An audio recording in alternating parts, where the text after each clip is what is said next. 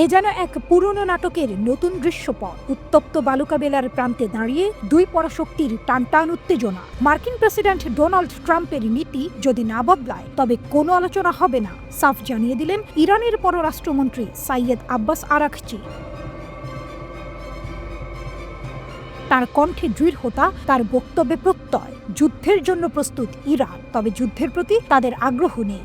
বহু নাটকীয়তার জন্ম দেওয়া মার্কিন প্রশাসনের এক নতুন চাপ প্রয়োগের কৌশল। প্রেসিডেন্ট ট্রাম্প ইরানকে নতুন পরমাণু চুক্তির শর্তে রাজি করাতে বেঁধে দিলেন মাত্র 2 মাসের সময়সীমা।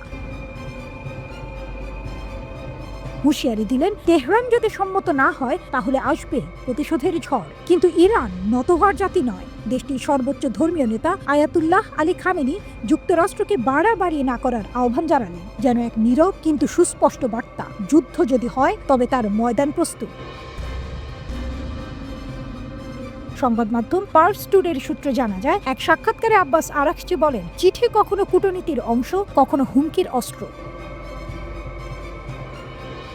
তার বক্তব্য যেন মার্কিন প্রশাসনের দোদুল্যমান নীতির সরাসরি জবাব। তিনি স্পষ্ট করেই বললেন, ইরান যুদ্ধ চায় না, তবে যুদ্ধের জন্য প্রস্তুত। একদিকে কূটনৈতিক সমাধানের প্রতি অঙ্গীকার, অন্যদিকে সম্ভাব্য সংঘাতের জন্য নিখুঁত প্রস্তুতি।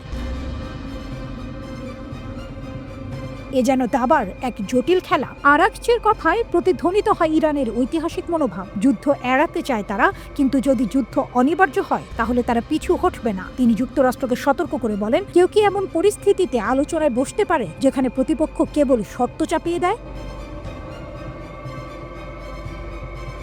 ইরানের সক্ষমতা সম্পর্কে ভুল ব্যাখ্যা করে যারা নিজেদের সুবিধা আদায় করতে চেয়েছে তাদের উদ্দেশ্যেও সাফ জবাব দেন তিনি। ইসরায়েল এবং অন্যরা যে গল্প প্রচার করেছে তা পুরোপুরি মিথ্যা বলেই দাবি করেন আরাঘচি। 2018 সালে একতরফাভাবে পরমাণু চুক্তি থেকে যুক্তরাষ্ট্রের সরে আসা ছিল এই টানাপোড়েনের সূচনা। সেই থেকে ইরান তার ইউরেনিয়াম সমৃদ্ধকরণের পরিমাণ 60% উন্নীত করেছে। এর মধ্যেই নতুন করে আলোচনার আভাস দিচ্ছেন ট্রাম্প। তবে ইরানের জন্য এটা কোনো সহজ সমীকরণ নয়।